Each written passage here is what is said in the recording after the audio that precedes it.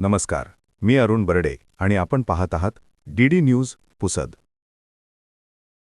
मध्यपूर्वेत इराणभोवती वाढत असलेल्या तणावामुळे जगाचे लक्ष त्या भागाकडे लागले आहे.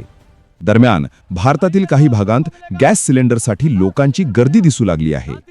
काही ठिकाणी पेट्रोल पंपावरही वाहनांच्या लांबच लांब रांगा दिसल्याच्या बातम्या समोर येत आहेत. लोकांमध्ये एकच चर्चा सुरू झाली आहे.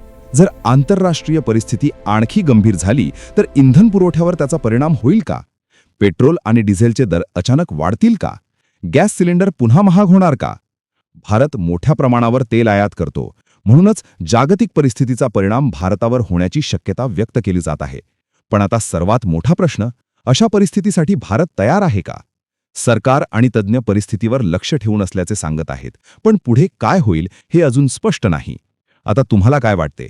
याचा भारतातील जनतेवर किती परिणाम होईल? भारत या परिस्थितीसाठी पूर्णपणे तयार आहे का?